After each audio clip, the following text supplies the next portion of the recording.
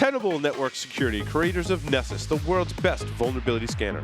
Jumpstart your security program today and evaluate Security Center CV, the continuous monitoring solution. For more information, visit them on the web at tenable.com.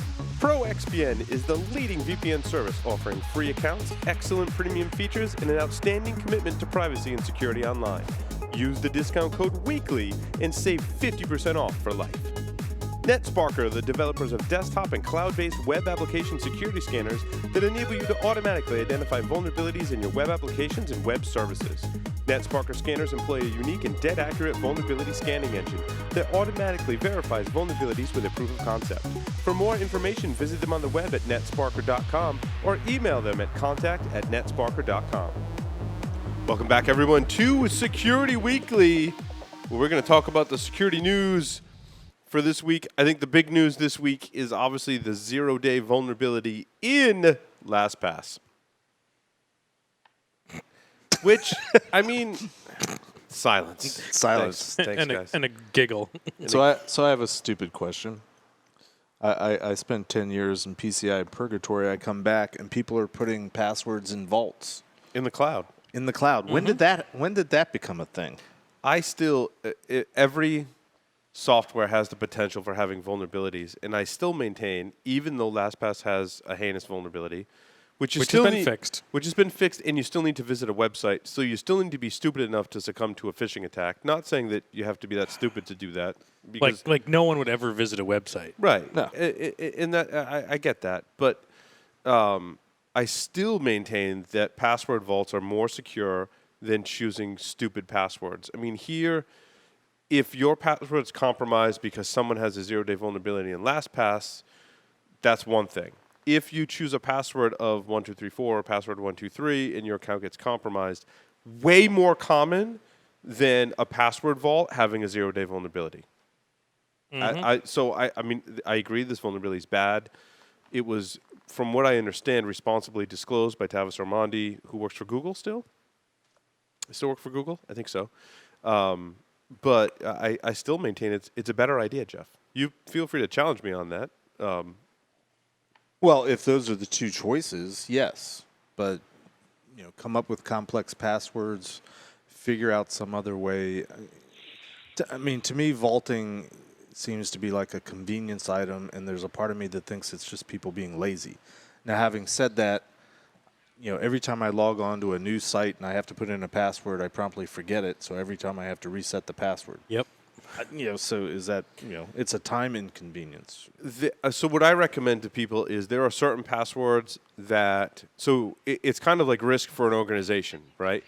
So if you put that on your own personal operational security, your own OPSEC, there are certain passwords should never end up in a password vault. Right. I just you know what? Like the ones you don't want to lose. Well, no, yeah. Well, I mean, seriously. Yeah. You got throwaway passwords. There's different levels of that. Right. Like the password that you use to log on to your cloud service provider that controls all of your public-facing systems and DNS.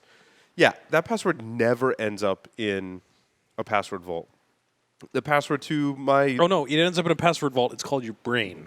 Exactly. You remember that shit. The password to my Google account that controls my email and all of my Google services for the company. Yeah, no, dude, I come up with I have the password and two-factor authentication on that account, and that's how that's secure. I mean, we used to tell people don't write them down. Online banking, that remains...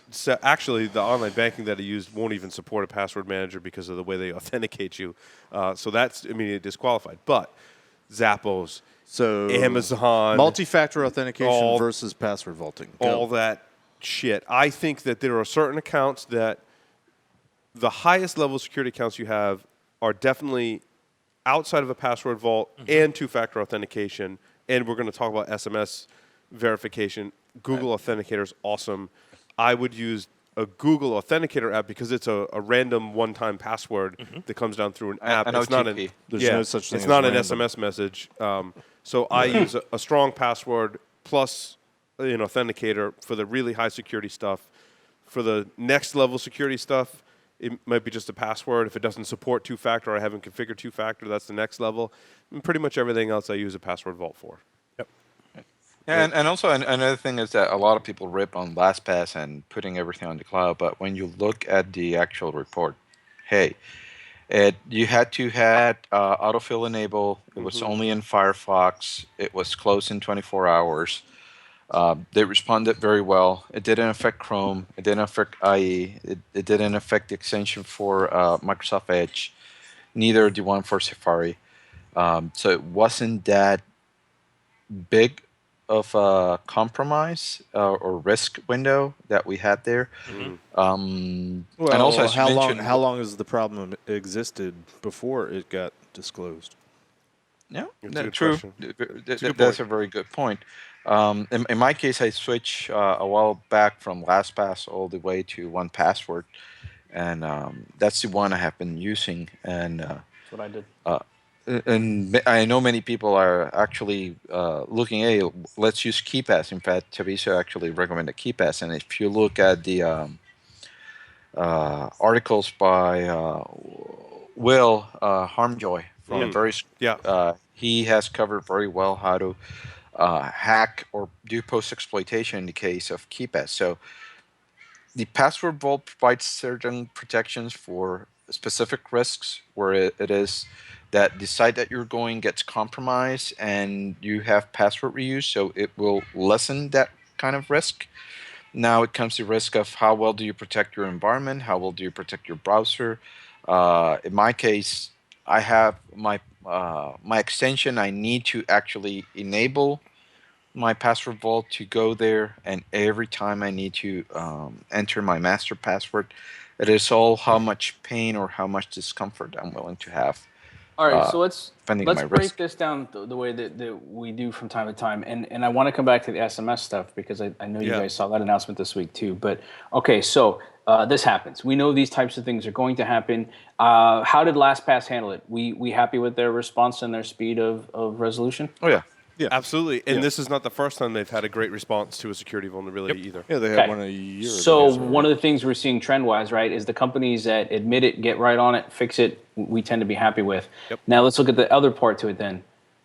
What would we advise our friends and family to do looking at this? Do they need to go change all their passwords? Should they change high-value passwords? I mean, I know we talked about you leave some out, you leave some and you do it, but I mean, okay, but assume we could convince somebody around us they should use a password manager.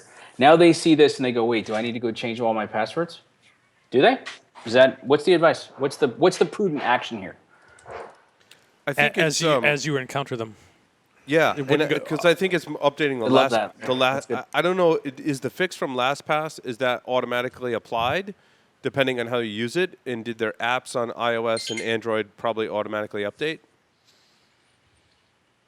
Yeah, I don't have the answer. I think it's a good question. I think the recommendation is it doesn't hurt to change your master password, but I think more importantly, make sure that your LastPass browser plugins and apps are set to automatically update. I mean, and that's just good security practice. All my friends and family, Michael, to kind of answer your question. And don't autofill. Yeah, and don't autofill. Yeah. I never autofill. autofill. Yeah, and when we go up with the update, let's see the case of KeyPass. KeyPass, everybody is super happy with it, but when you look at it, its updates are over HTTP, and they don't verify the update. Don't use KeyPass. Use 1Password or LastPass. Yeah. And when people want like, hey, dude, this is security, they go like, no, it breaks our metrics for our ads, and that was their reasoning for not having it. And they said, yeah, we'll fix it, but they didn't they didn't commit to a time frame on doing it, and that's when I lost all faith on KeyPass. Their product may be solid, but the culture behind it is not, and that worried me. And that's when I went like, nope, I'd rather pay $60 and get. Well, yeah, and password too. I mean, if we look at it, because I think LastPass handles this stuff exceptionally well. And for a while, I looked at the distinctions between the two. Like Carlos, I went to 1Password. I think they do a great job at supporting the community. When something comes up, if you go read their stuff, they've got a pretty good way of explaining technical things well. Mm-hmm. And I think that they've done a good job with that. But so what I heard that I liked was change your master password if you feel like it. Make sure, of course, you're using our advice and the things we've hopefully taught you on how to choose good, long, strong passwords. And then as you see stuff, change it up. And LastPass and 1Password and others now, they'll prompt you too, right? So if they've seen sites that have been breached or they see something that's a concern, it's kind of like we talked before about making time for your family and time for improvement. It's the kind of thing, if you just change 10 passwords a week on a regular basis, you're probably better off. There's some arguments not to do that too, so it's just more of a, I don't know. So do you think the use of something like a LastPass, a vault, makes people more likely to pick a weak password? No. I think No. it's the opposite. I think it does two things. One of the things I like about vaults is its ability to generate passwords takes the human side out of most of it, and allows us then to have a unique password per site. Not always a unique username, but definitely a unique password. And I think that they're fantastic. Back in the day when I spent more time teaching people how to do passwords, I'll just make one commentary, which is, people, if you start out by saying, do you want to know how passwords work? If they have anything to throw at you, they will. The minute you say, do you want to know how attackers break your password? Oh, well, I'm interested. And we broke it down quick, whiteboard style, just to kind of show people, did a couple demos, and then their brain starts clicking, and suddenly dictionary attack makes sense to them. Brute force makes sense to them. And then you can do a quick math exercise and show them that even though all the key spaces matter, what matters more than anything else is length. And this is a group of people that 20 minutes ago told you an 8-character password. Size matters. Right. I mean, we have mathematical proof that size matters. Mm-hmm. And so, 10 minutes ago, 20 minutes ago, no way could I ever do anything longer than 8 characters. I hate you all. Now they're able to sit down and construct 32, 40-character passwords that they can remember years later, no problem. And then they say, but Michael, I can't do this for every site. Okay, cool. What do you want to do? And then when you show them these password managers, they get it. So the point that I made by way of reference, I'll make it more succinct, is if you just dump a password manager on somebody, maybe they'll figure it out. But if you can take the time to show them how you use it, look, I use this to generate my passwords. I like to make them as long as possible. All right. I mean, for me, I'm doing routinely, I do about maybe 30, 35 characters until the sites freak out, and then I make a mental note that I hate that site forever. And I think it's awesome. But now, what about two-factor? And this is recommending that SMS two-factor authentication be deprecated, because sending the two-factor authentication piece over public telephony, for lack of a better term, is a bad thing. It's funny. The first response I got when somebody pointed out to me, they said, wait, you mean the telephone networks aren't secure? And I had to stop for a second because I thought they were joking with me. But the way that we look at it as a society is, if you've made that connection, it's a connection. But what's interesting is, if you look at this a little bit too, is what they also said is that there's so much spoofing now that it's really tough to tell where it's going and how it's operating. And so from an out-of-band perspective, they said it's just too easy to attack.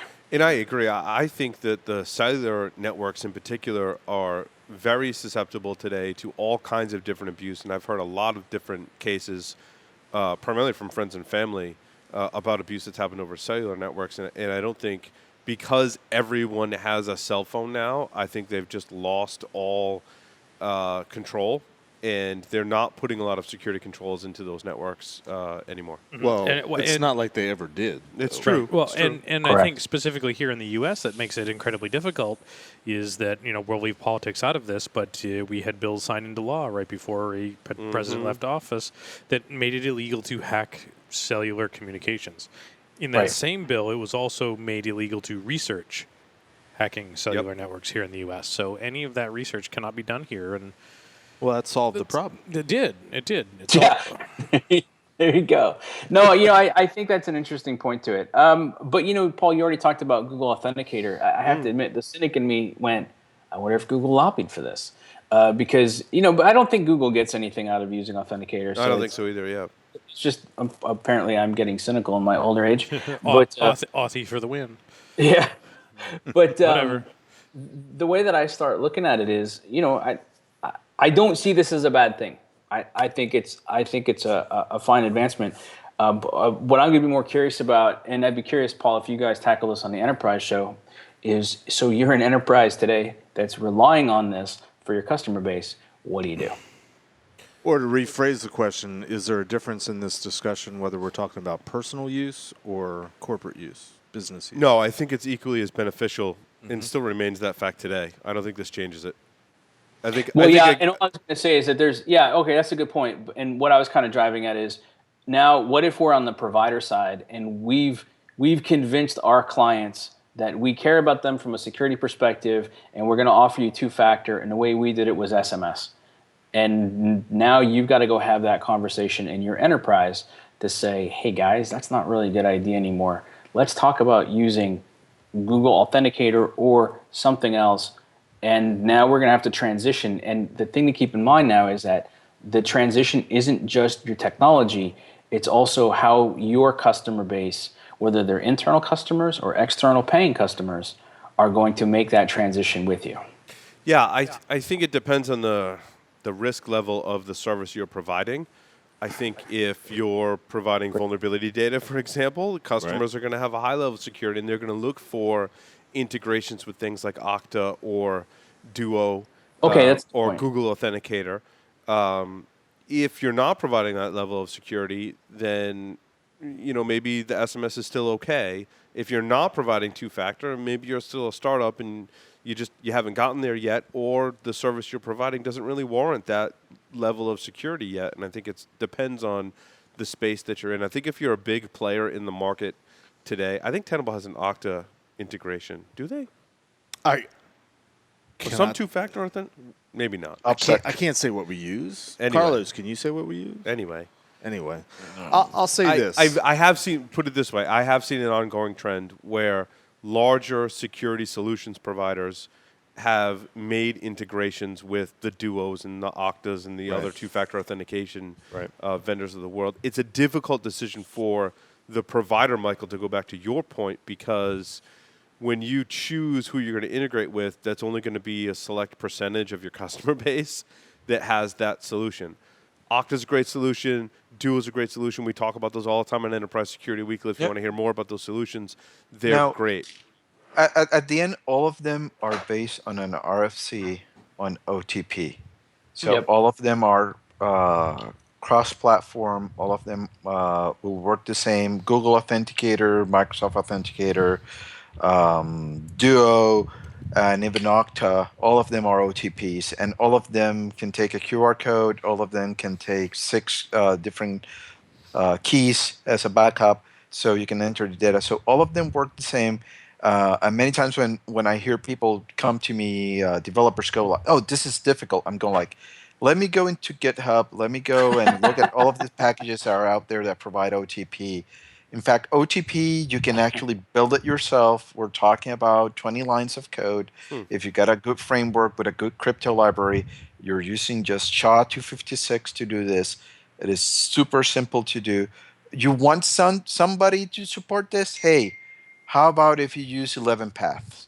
11paths from Telefonica, a company from Spain. They do great work. They have plugins for WordPress and all of this kind of stuff that you just plug into IIS, you plug into even AD, and you can provide everybody with a second-factor authentication, OTP-like, and it's a kind of a plugin, and they have plugins for almost everything. There are so many solutions that when I hear people say, like, no, it's too difficult, I'm baffled. It is nowadays, 5-6 years ago, probably. Nowadays, it is just so simple to do. Interesting.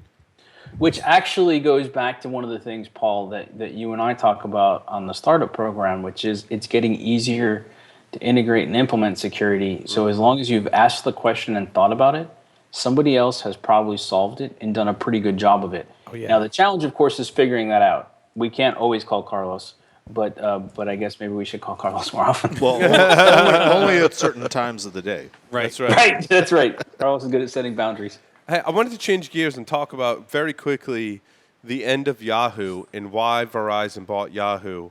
And for all of us that are in security, most of us have been in technology for a long time. We remember the web portal, right? Remember like web portals? The Yahoo search engine and web portal, yeah. But Yahoo and AOL, it's interesting. Yahoo and AOL both got bought Verizon bought AOL as well, right? I think that's what the article I read stated. And both for about $4 billion. Yes. Yep, 4.6 for AOL and 5.5 for Yahoo. Yeah, but at one time they were valued at 2 or 3 times that. More Than that. No, Yahoo was offered $40 billion 40 billion. Yep. in like 2008. Oh, so there's a whole lot we're going to talk about, probably more on startup and enterprise than here. But I thought it was really interesting to see that the security play that I want to talk about in this show is just how many web properties are included with that AOL and Yahoo that Verizon controls now is very scary to me. Very scary. The amount of like the web that they own now is kind of because scary. isn't that's TechCrunch, that's Huffington Post, right? Yep. It is. And a whole bunch of stuff on Yahoo. I want to point something out too, and Paul, we cover this more on the startup side, but And Engadget. gadgets in there too. Sites that we know and love are in there. there's a lot of sites that we rely on. Look, I mean, I think from a Verizon perspective, it's they keep saying it's about butts and seats and eyeballs. I think it's different because if you pay attention to, I mean, look, there's only so much money Verizon can make on commoditized services. So whether that's wireless or wired, there's no money there. That's a utility play that they make. They've with Fios though, right? They've been moving into production, and if they're smart, and I don't know enough. I haven't studied the management of them enough yet. But if you're looking at HBO, right? What did HBO figure out? Why don't we get back to doing what we do really well, right? So Time Warner got smart, and HBO just went back to focusing on content. What's Netflix doing now? Content. What's Amazon doing now? Content. So, okay. So if you're Amazon, go buy all these content creators, and you're going to start having that content. And that's how you're going to buffer yourself against the Google. That's how you're going to buffer yourself against the Facebook. That's how you're maybe going to start coming up with some other stuff that you can put across your network, right? Because the network now for them, it's a commodity, but it's a pipeline to people. Both. And where I think Verizon's uniquely positioned is they have a lion's share of the cellular market and of the old copper lines, / fiber market. I think that's kind of interesting. Content delivery network. Yeah, I mean, now, by the way, I want to point out one other thing too, because we talked about different valuations. I don't have the numbers in front of me, but Marissa Mayer actually did well by Yahoo. If you looked at the valuation when she stepped in and the valuation that they sold it at, I know she's had a lot of turmoil, but ultimately she did good by the stock. She increased their valuation, really. Yeah, because there has been a lot of almost controversy. doubled it or something, right? Like it's whatever she. So I think there's a lot of lessons that will be learned in how she handled it, but ultimately she was good for Yahoo and good for the shareholders. Interesting. She could have taken a $55 million severance payment at the buyout. Wow. And she chose not to. That's crazy. That tells you then that she's savvy and she sees the long play, or they told her what the long play was. Or she's stupid. I don't think she's stupid. But we don't think that. Yeah, to increase the valuation of Yahoo, you can't be stupid. Sorry. Yep. So we're assuming that Yahoo bottomed out from $40 billion down to something less than $4.6 billion. They did, and she brought it back. I want to talk about. I should Google that. You want? I see this article every once in a while, Larry, and it's about how hackers can sniff your passwords from wireless keyboards. Yep.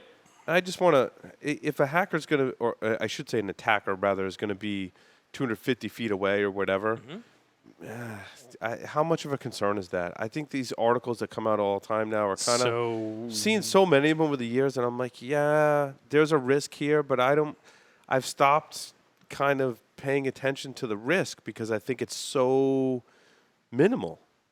I don't, because it can be done greater than 250 feet. So this new one that's coming... Can be done 300 feet. Wow. 300 feet. So we talked about, in the wireless class, we talk about doing this with Bluetooth, and that requires... we've all heard of a Bluetooth sniper rifle where you could do it up to a mile away. But it depends on their implementation on Bluetooth and the cryptography that's being used. Or I don't know if again, cryptography with air quotes. Well, right? and it's not so much that; it's in specific scenarios, which is really obtuse. But we're starting to see this transition away from Bluetooth in the keyboards because it's expensive it was expensive from a battery perspective. That we've moved to Bluetooth Low Energy, which is awful, and these more proprietary radios that we're seeing with almost no security because they're trying to reduce the cost of these wireless keyboards.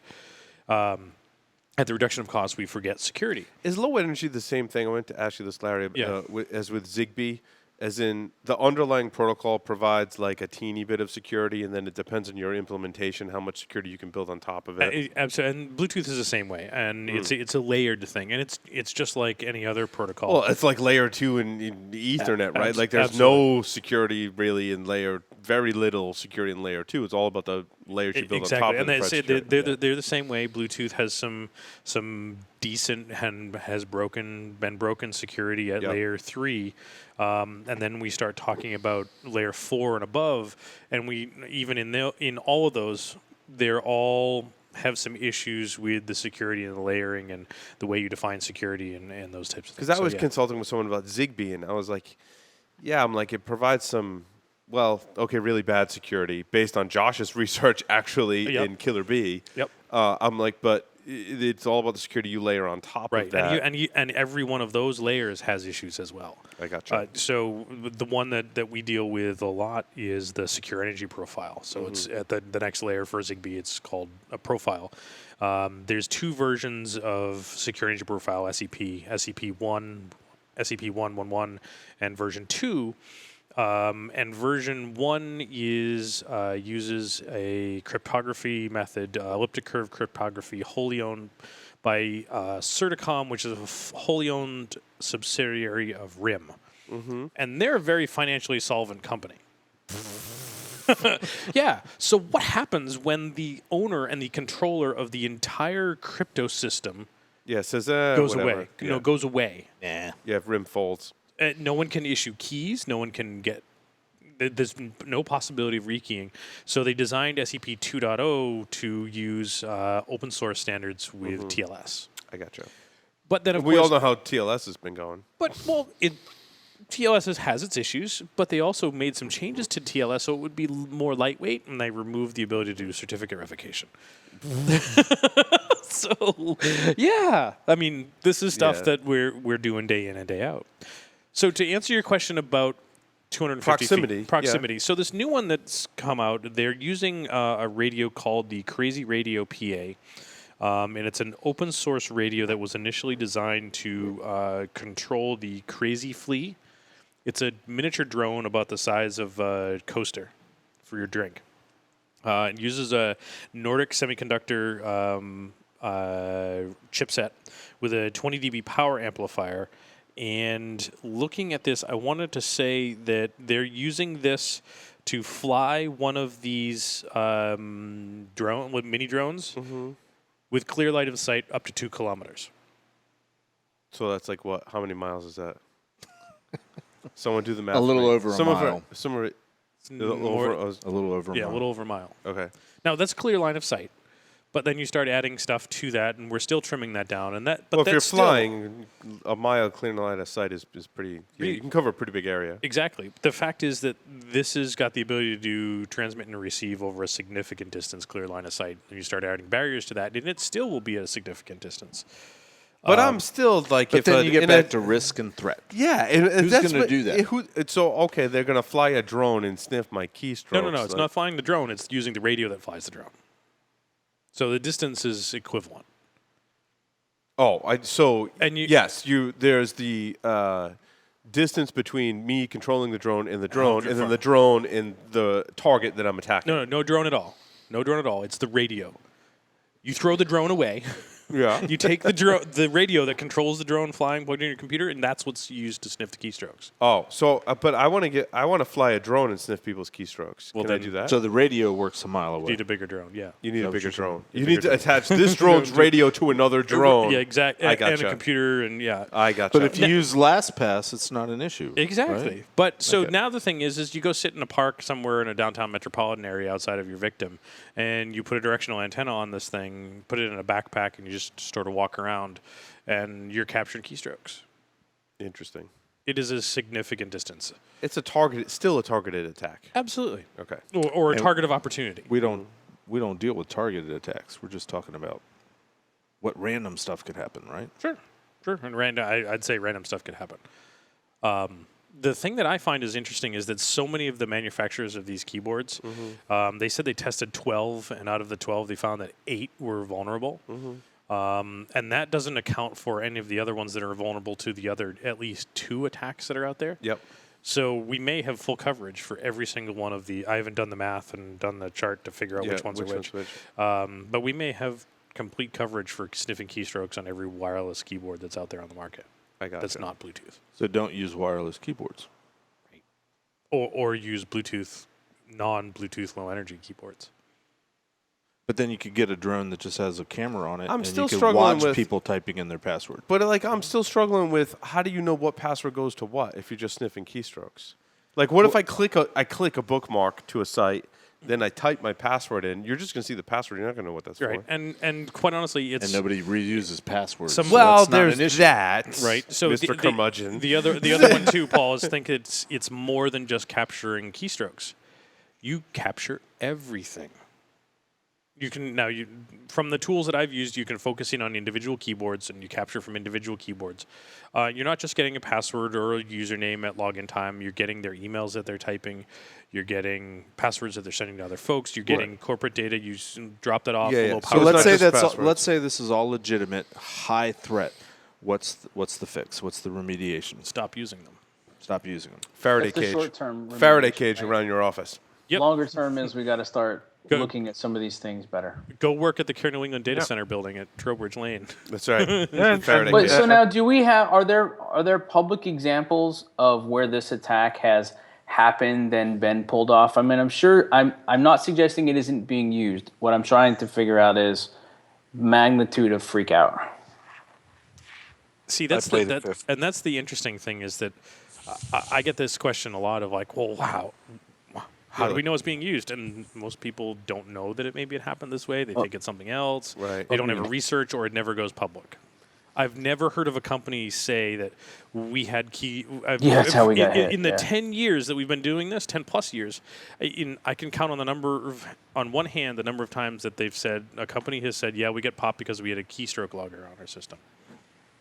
A remote wireless. Remote or otherwise. Yeah. I know several vendors that their POS have been compromised. Several of them with keystroke loggers. That's a good targeted Yeah. attack, Carlos. I like that. I like Yeah. that scenario. Plus, also I know certain groups of people that travel a lot who have very stringent rules based on experience, where they tell their people that go out, no Bluetooth, this is your cell phone, Bluetooth is disabled by default by their team that furnishes their equipment, everything's wired, and it is because in previous operations, they themselves have used that and they know that their opponent uses it. So yeah, there are some specific places. For example, I would not go to certain Middle Eastern countries, certain Pacific Asia countries, or China, and use Bluetooth or use a wireless keyboard. Because in my case, I know that I'll be targeted by certain actors that actually know how to use this stuff. And I think this very much falls under the rights law of computer security, in that now we're going to have a tool that conceivably my grandma could use to make some of this happen. So now now it's become a threat. And that's one of the things I cover in class when I teach PowerShell. People tell me, "Oh, but why is PowerShell so dangerous?" And I go like, "It isn't.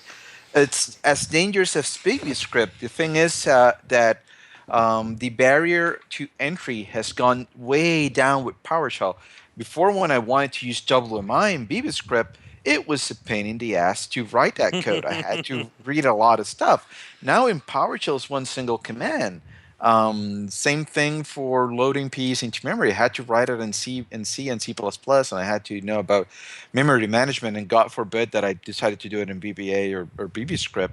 But now with PowerShell, it's a lot easier. The barrier to entry of performing those attacks went way down and facilitated that. So if the tools are out there and they're inexpensive and they can be easily built, the attack, not the attack surface, but the facility for an attacker to use it and acquire it is higher. It's the same thing with explosives. The easier an explosive is, the more terrorists will use explosives. But what about light bulbs? So Osram has Wi-Fi connected light bulbs that stored the Wi-Fi password unencrypted. So you're able to get the Wi-Fi password unencrypted from the light bulb. Now my question is, how motivated is everyone to update the firmware on their light bulb? Fuck. Yeah. Yeah, in our case, we're going back to IoT. About as motivated as I am to clean the kitty litter box. Yeah. That's fucking I'm not. But we keep talking about these types of articles, and it just makes me numb and just not care about any of it. Mm-hmm. Like what? You can't come up with a fix for all of this and take action on all of this. Well, speaking of, let's fast forward 5 years or 10 years, and everyone's got this technology in their houses, right? Mm-hmm. Like Right. you've now replaced all your light bulbs, all of your door locks, everything. Or as people build new homes, this is the standard, and all these devices are in everyone's home. And now it's up to you as the user. Well, like, what are we going to do? We have to update everything in our houses? Yep. I got to update the firmware on my locks, my thermostat, my light bulbs, my refrigerator, my washer, my dryer. Even better. I shouldn't have to. It should do it automatically. Well, I was gonna say, isn't that's that my what we point. talked about Yes. time? Yes. That's exactly. that's the importance of the auto update. Do you guys see, by the way, this was one of the stories I threw in. Amazon Echo, if you have one of the August Home smart lock systems, Echo will tell you if it is locked, and if not, you can lock it. It doesn't appear that you could unlock it from that, which means they maybe thought about security a little bit. At first glance, I went, "Oh, I don't know that I want to do that." Am I wrong on that? I don't know. Echo is a security conundrum for me. I just bought one and I have it and I love it. I know, but I'm afraid. And I want to attach it to my home system. Yeah. And I'm going to toss my Iris and I want something else like Smart Things. Yeah, I'm just scared that it's going to listen to everything I say. Oh, it does. Yeah, that's what scares me. It's constantly listening. It's constantly listening, right? Yeah, it has it's like to. OK Google. I've learned Yeah. not to say, oh shit, I just said it. Now I'm Googling, oh shit. Because that's exactly what I said after OK Google. Okay, Google, show me pictures of goiters. Yeah. I'm just worried about the Echo. It worries me. Although I did buy my dad one for Father's Day because I thought he could use one. Mm-hmm. So you can listen to all the things. So then I can listen to everything my dad says, right? I think it depends. Right now in Rhode Island, who do you have to? Is there a very active hacker community around you that Yes, it's try to use that to get into your house, other than Larry? It's actually called Cambridge, Massachusetts, home of MIT. Yeah. So yes. Well, it's more concerning. Yeah. Well, what if someone were to break into Amazon and then be able to listen to everyone's Echo or something? You know, that's what I'm more concerned about. Is And quite honestly, what are they gonna in my house? What are they gonna listen to? I don't know. What does that fart machine say? They'll hear a lot of that. They're gonna hear us yelling at the kids and having conversations about whatever. I mean, boring. They're going to have to listen to so much audio to get anything good. I think that there's a double-edged sword to that comment. The first of which is, and so every time we look at those edge cases, and there's such a small percentage, people are like, wait, so you want me to do what exactly for what problem? Okay, it's not going to happen. Now that said, they're going to have to listen to a whole lot of audio to hear anything interesting, but it all gets converted to, in some fashion, to be able to be understood by a computer to execute commands, meaning they're probably doing some speech recognition which goes into a database of some sort somewhere which you could parse and search on. Well, the other thing that I C-Tech think is astronomy. interesting in that, though, is that then if we start saying, well, what's the harm, right? What are you really going to do with it? Everybody else hears that too, and then they go, dude, it's not going to happen. Like the people that are actually at risk downplay the risk. And I know these things keep happening. I just wanted to point out, like, it's interesting, and there's merits on both sides of it. On one hand, in security, we tend to overinflate the risks so that people just pay attention, please do something. But on the other hand, sometimes people underplay the risks, and we need to do better at helping people find that balance. Mm-hmm. Yeah, and it all depends. What are you afraid of? And I was just going to say, right, let's say if I work for the State Department, an echo would be out of the question in my house or my office.